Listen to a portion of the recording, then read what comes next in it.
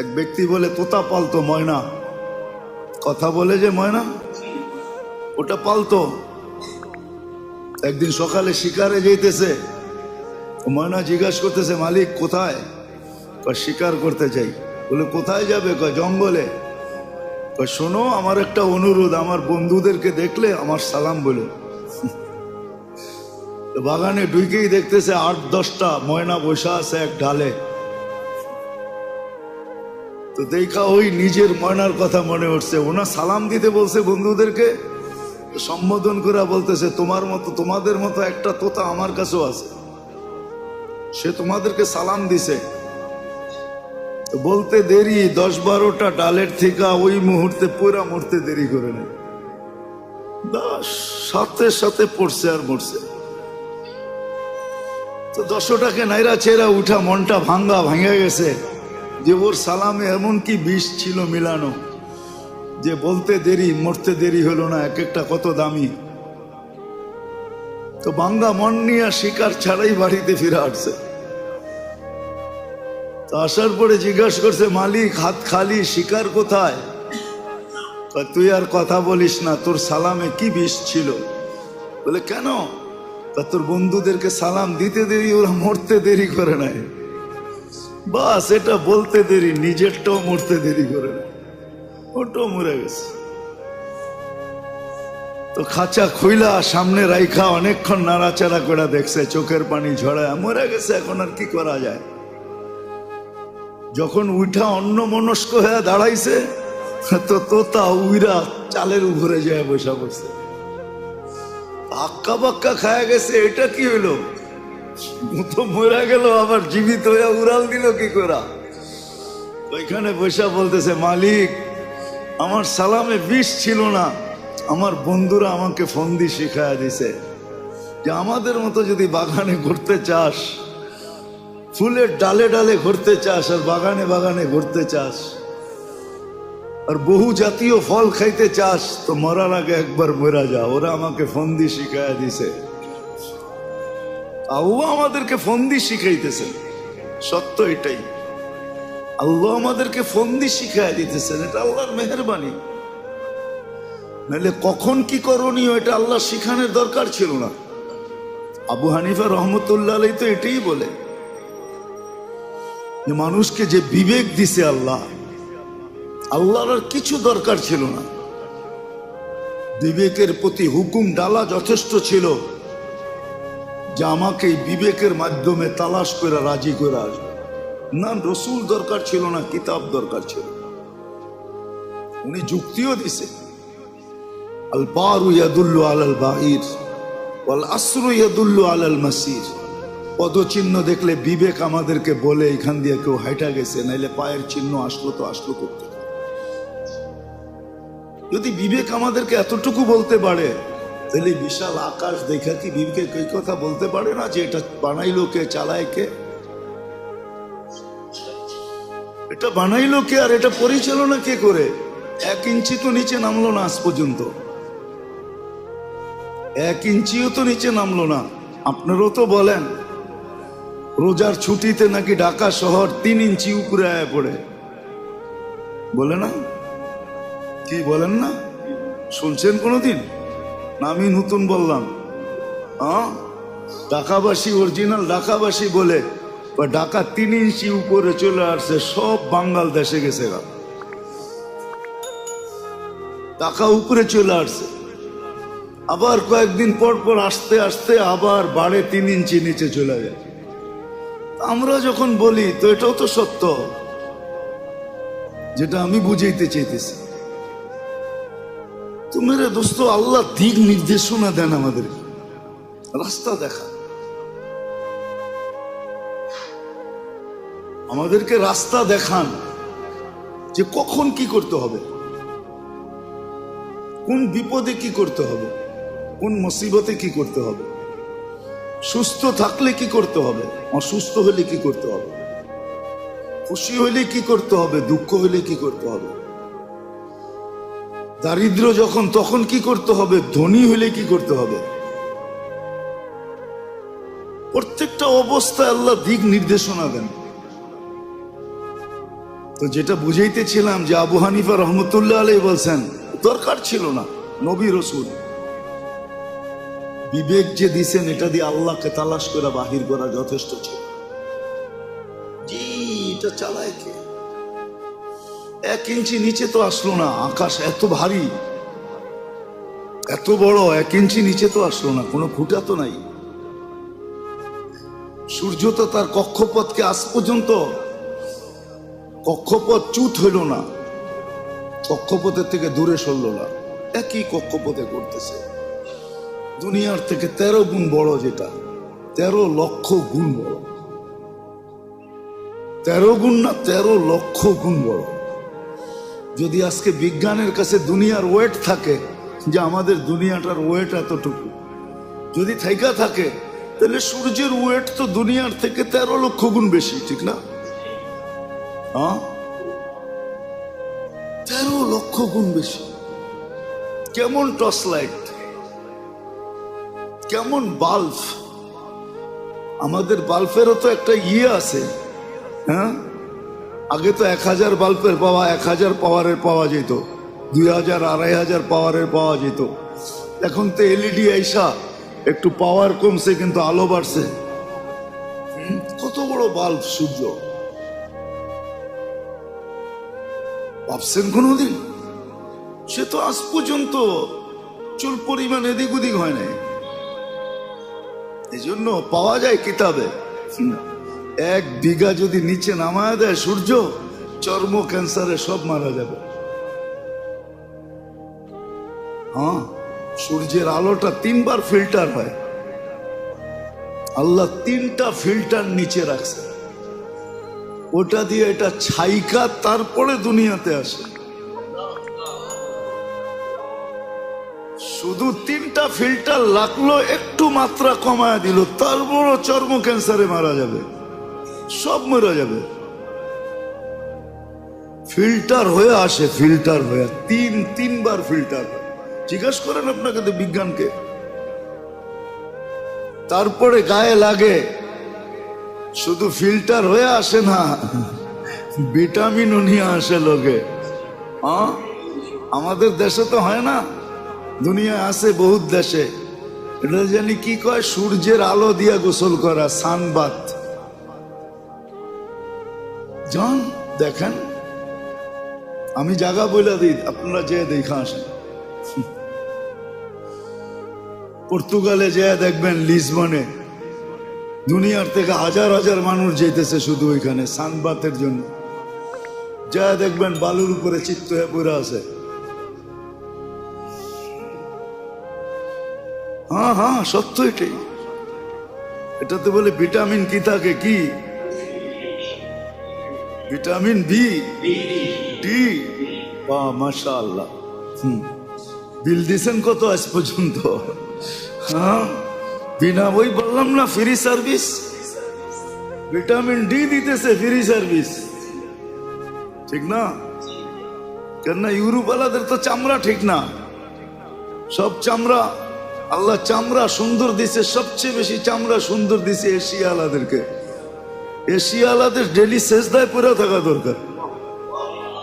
হ্যাঁ, জানেন না আপনি? খালি দূরের থেকে সাদা দেখেন দেখি, সবচেয়ে খারাপ চামড়া দিছে আল্লাহ ইউরোপ ওয়ালাদেরকে, খালি সাদা দেখা যায়। হ্যাঁ, নেটে সার্চ দিয়ে দেখেন। এই জন্য তো ওদের সানবাদ করতে হয়। আল্লাহ সবচেয়ে সুন্দর চামড়া দিছেন এশিয়া আলাদেরকে। তাদেরকে এশিয়া আলাদেরকে সবচেয়ে সুন্দর চামড়া। হ্যাঁ, মনে হয় যে অটো তেল লাগাই দিছে। হ্যাঁ, বিশ্বাস হয় না? হ্যাঁ, কি তেল লাগানো না? কি তেল লাগাইছেন বাড়ির থেকে? দেখেন চেহারা সবাই তেল তেলে দেখা যায়। এই চামড়া আল্লাহ এশিয়া ছাড়া কোথাও দেয় নাই। আমাদের তো ডেলি সেজদায় পড়া দেখা দরকার চামড়ার জন্য। দুনিয়ার লোশন আমাদের জন্য আসে না, ওদের জন্য আসছে ব্যবহার, যদিও আমরা করি। আমাদের লোশনের দরকার নেই, আমাদের লোশনের দরকার নাই। একটু সিস্টেম মানলেই হবে। বরং আপনার শরীর থেকে লোশন বাহির হবে, ওরা আপনার চামড়ার সাথে আসিয়া কইসা কইসা লোশন লাগাবে। হ্যাঁ, কেন বিশ্বাস হয় না? আপনি দেখেন, আপনার নাকের উপরে সবসময় তেল থাকে, তেল। অনেক মানুষ টাকা গনে, এরকম নাকের ভিতরে হাত লাগায় পড়ে আবার টাকা গনে। হ্যাঁ, বিশ্বাস হয় না আপনার? আমার কথা নিয়ে আশ্চর্য হন কেন? নাকে এরকম দইরা তারপরে টাকা গনে, পানি যদি না থাকে, কেন তেল আছে নাকে দিয়ে, সারাদিন তেল বাহির হয় শিয়ালাদের। দুনিয়ার কোথাও না, আমি তো ঘুরা বলতেছি না, ঘুরে না। আল্লাহ সবচেয়ে সুন্দর চামড়া দিছে শিয়ালাদেরকে। এদের উচিত 24 ঘন্টা সেজদায় পড়ে থাকা, তাইলেও শুকরিয়া আদায় হবে না। তো যেটা বুঝাইতেছিলাম, আল্লাহ দিক নির্দেশনা দেন আমাদের কখন কি করবে। এই জন্য বুদ্ধিমানের কাজ শিখা, শিখা। হ্যাঁ, যদি বস্তু দিয়া প্রতিরোধ করতে চাই বা প্রতিবাদ করতে চাই বা এটাকে দূর করতে চাই, ওটারও প্রমাণ আল্লাহ দিছেন যে বস্তু দিয়া দূর করা সম্ভব না। শত প্রমাণ দেওয়া যায়। করুণার আতঙ্ক এখনো মানুষের দিলের থেকে যায় না, গেছে নাকি? কত প্রতিরোধ করবেন আপনি? করুণা চাইতে না চাইতে আয়া পড়ছে ডেঙ্গু, ঠিক না? মধ্যখানে আইছিল চিকেন গুনিয়া, ঠিক না? না জানি কত কত নাম আসবে। আল্লাহ রসুলের কথাই সত্য যে একদিন আসবে, এমন এমন রোগ আসবে, নাম পর্যন্ত খুঁজে পাবে না তোমরা, যে এটার নাম কি দিমু। আর নাম দেওয়ার সুযোগও পাবে না, কেননা আসবে আর মরবে। নাম দেওয়ার সুযোগ পাওয়া যাবে না। আর কেন হবে এটাও বলে দিছেন। কেন হবে এটা? এত রোগ ব্যাধি কেন হবে? আমরা বললে তো কেউ মানবে না, কেননা আমরা তো WHO তে চাকরি করি না। করলে আমাদেরটা মানতো। WHO বোঝেন? বিশ্ব স্বাস্থ্য সংস্থা, ওইখানে তো চাকরি করি না, ডাক্তারি সার্টিফিকেটও তো নাই। এই জন্য আমাদের থেকে ফুনিয়া কেউ পয়সা দেয় না, দিতেও চায় না, কিন্তু ডাক্তারের ফি ঠিকই দেয়। কথার কথা শুনাইলাম আর কি। তা আমাদের থেকে তো কেউ জিজ্ঞেস করবে না, আমাদের কথা মানবে না কেউ। আর আল্লাহ রসুল এটাই বলছেন, অবাধ মিলামেশা যখন শুরু হবে তখন নতুন নতুন রোগ আসবে দুনিয়াতে, যেটা নিয়ে তোমাদের বিবেক বুদ্ধি বিদ্যা সব হার মাইনা যাবে, ফেল হয়ে যাবে। 1400 বছর আগে বলে গেছে যে ব্যাপক মিলামেশা যখন হবে, অবাধ মিলামেশা যখন হবে, তখন এরকম এরকম রোগ আসবে যে তোমরা নামও দিতে পারবে না। তোমরা হার মাইনা যাবে, তোমাদের বিবেক হার মানবে, বুদ্ধি হার মানবে, বিদ্যা হার মানবে, সব হার মাইনা যাবে, হার মাইনা যাবে সব। সত্য এটাই। মুসলমান তো আসলে ভাবেও না, ভাবেও না। একটা উদাহরণ দিই, আপনি বলেন এডসের রোগ মুসলমান দেশে বেশি না গায়রে মুসলিম দেশে বেশি? হ্যাঁ, এতটুকু কি বিকেবের পর্দা খোলে না যে এডস একটা মহামারী, একটা রোগ যেটাকে মানুষের মৃত্যুর দ্বার পর্যন্ত পৌঁছায় দেয়। এটার কোনো মেডিসিন এখনো আসে নাই। মুসলমান যতটুকুই দূরত্ব বজায় রেখে চলে, যার কারণে আল্লাহ মুসলিম দেশে জিরুর কোটায় রাখছেন এডসকে, জিরুর কোটায়। 18 কোটি মানুষের ভিতরে যদি 1800 রোগী হয়, তাইলেও জিরুর কোটায়, জিরুও না, এরও নিচে। এতটুকু বিবেকের পর্দা খোলে না যে হুজুরগো কথার কারণে, বলার কারণে, আঙ্গুল উঠানোর কারণে, বুঝানোর কারণে, অবাধ মিলামেশার থেকে দূরে থাকার কারণে এই একটা মহামারীর থেকে আমরা বেঁচে আছি। দুনিয়াতে এরকমও দেশ আছে যে 70% জন এডসের ভাইরাস বহন করে, নাই? মনে হয় জানেন না আপনারা, নেটে সার্চ দেন পাবেন, আফ্রিকার দেশে আছে। করোনার কয়জন মারা যায়?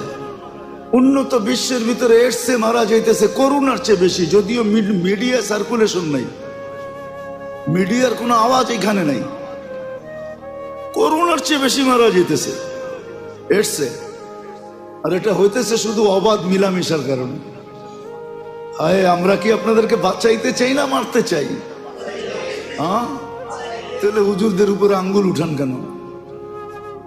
আমরা তো বাঁচাইতে চাই, আমরা তো মঙ্গল চাই, অমঙ্গল চাই না। আমরা তো চাই সবাই ভালো থাকুক, খারাপ না থাকুক। আমরা তো চাই যার ঘরে ভাত না থাকুক সেও সুখে থাকুক, যার ঘরে আছে সেও সুখে থাকুক। দুনিয়া তো এটা চায়, যার ঘরে নাই ও দুঃখী, যার ঘরে আছে ও দুঃখী। কেমন দুঃখী? নিজের পিস্তল নিজে মাথায় রেখা বুঝাইতেছে আমি কেমন দুঃখী। নিজের টাকার কেনার রশি গলায় লাগায়া বুঝাইতেছে আমি কেমন দুঃখী। আমি হ্যাপি না দুঃখী দেখাইতেছে দুনিয়া।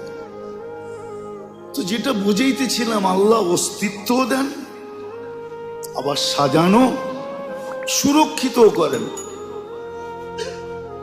আবার লালন পালনও করেন, ফিরি করেন, ফিরি ফিরি, এক টাকা নেন না। আবার দিক নির্দেশনাও দেন, তুমি কখন কিভাবে চলবে। আবার প্রত্যেকটার পিছনে একটা বিনিময়ও দেন, লম্বা লম্বা বিনিময়। নাহলে আপনার বিবেক দিয়ে আপনি বলেন, যদি আপনার কাছে সুষ্ঠু বিবেক থাকে, সহি বিবেক থাকে, সঠিক বিবেক থাকে, বুদ্ধি থাকে, বিদ্যা থাকে সঠিক, তাহলে আপনি বলেন নাফাকাতুকা আলা নাফসিকা সাদাকা, আমি খাইলাম আমার টাকা খরচ করা, আল্লাহ আমাকে সৎকার সওয়াব দিলেন। বলেন, আপনি থিওরি দিয়া বুঝান, আমাকে যুক্তি দিয়া বুঝান, তর্ক দিয়া বুঝান, এটা কোনোদিন সম্ভব? এটা কোন যুক্তিতে আসে যে আমি খাইলাম, আমি পড়লাম, আমাকে সৎকার সওয়াব দিবে? নাফাকাতুকা আলা ইয়ালিকা সাদাকা, পরিবার পরিজনের জন্য খরচ করলাম, সৎকার সওয়াব লেখা হইতেছে। যুক্তি দিয়ে বুঝান, যুক্তি দিয়ে বুঝান। আল্লাহ বড় বড় পুরস্কার রাখছে।